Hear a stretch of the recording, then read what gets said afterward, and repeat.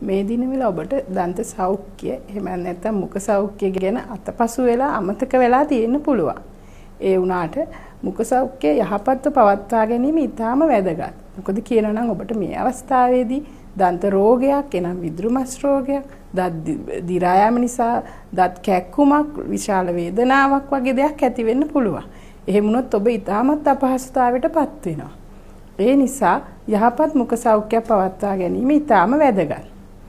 ඒ වගේම ඔබට ආහාර පාලනය සම්බන්ධයෙන් අපිට මේ වෙලාවේ වැඩි අවධානයක් යොමු කරන්න කියන්නේ තරමක් අපහසුයි.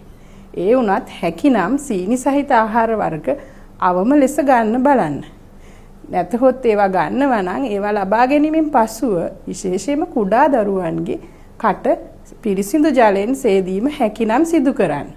විශේෂයෙන්ම මට කියන්න ඕනේ මේ වෙලාවේ ඔබ දවසට දෙවරක් උදේ සහ රාත්‍රී නිින්දට පෙර දන්තා ලේපයකින් දත් බුරුසුවක් ආධාරයෙන් දත් මැදීම සිදු කර ගන්නවා නම් දන්ත රෝග ඇතිවීම අවම කරගන්න පුළුවන්.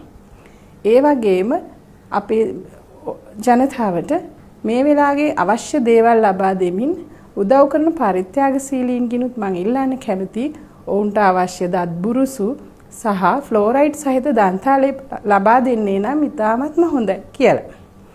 එහිදී ෆ්ලෝරයිඩ් සහිත දන්තාලේපයක්ම සෑම විටම ලබා දෙන්න පුළුවන් නම් ඉතාමත් හොඳයි.